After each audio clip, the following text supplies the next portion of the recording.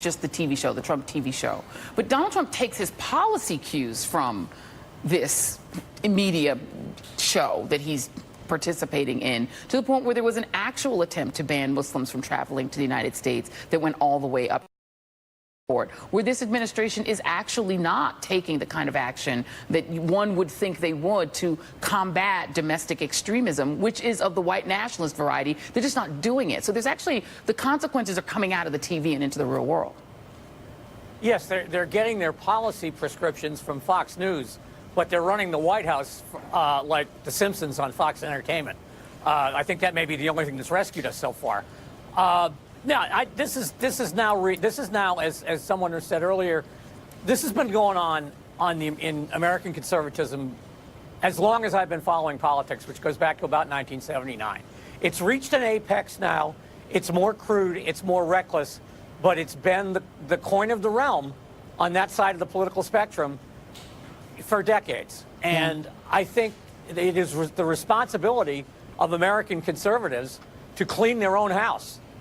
And I think one way they could do it is to find somebody to run against this guy in the primary, instead of advising Democrats what they should say and what they shouldn't say. That having been said, just for some reason, and I think it's because they are so tied into this particular president, Fox News has lost whatever was left of its mind. I mean, even the, it used to be that there really were people on that network that were worth watching. Now, as soon as one of those people puts up his head, like Shep Smith, the entire Fox empire comes down on them. Yeah.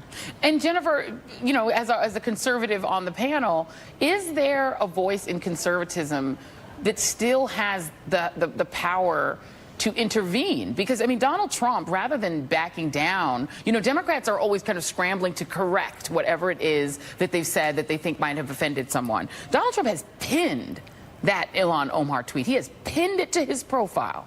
So they are not backing down. They back down. If that is the tack they're taking and it's working for them, is there any conservative figure that has the authority within the Republican base to say enough?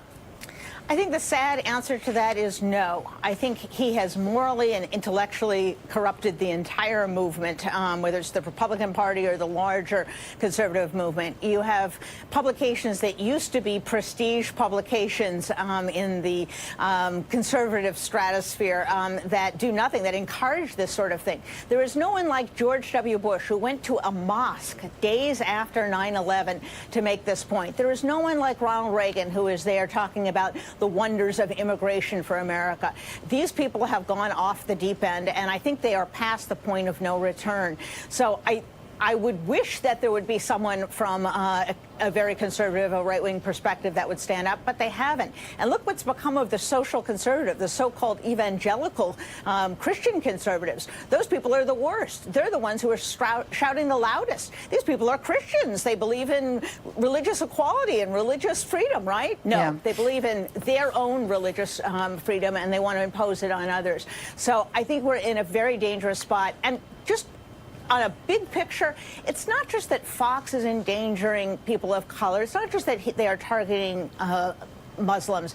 They are destroying political thought and political conversation in this country. They have so bamboozled a large segment of the population that we cannot have a rational decision. They have created a hate-mongering, a fear-mongering, a reality-defying world, and that is helping to destroy American politics. There is no one more responsible for this than Rupert Murdoch. Yeah, and to very quickly, though, Charlie, because, the reality is that even the previous presidents that Jennifer mentioned that, to their credit, didn't, openly do what Donald Trump was doing, still there was some currency, right, in being able to do welfare queens on the part of Ronald Reagan. There was pieces of it that have been migrating in this direction. We saw a torture regime that took place during the Iraq War that the American people didn't rise up to stop. It became sort of normalized also. So we've been sort of sliding in this direction. I don't know. What do you think? Do you think that it's so far gone? I think the slide began with a guy named Harry Dent and the Southern Strategy in 1968, when the other was African Americans and the other was the achievements of the Civil Rights Movement. And the Republicans found currency in opposing the gains of the civil rights movement. That's where the rock started rolling down the hill. And it's picked up momentum ever since, and it's been successful. And the one thing you cannot do in American politics is break the addiction to a successful political strategy. Yeah. And now, all of the momentum is behind it. It is devoured American conservatism. It's rolled up the conservative media, and there's nobody out there, unless, of course, every never-Trumper in the world wants to get behind my man Bill Weld. There's nobody out there to stop it. We have. Okay, there we go.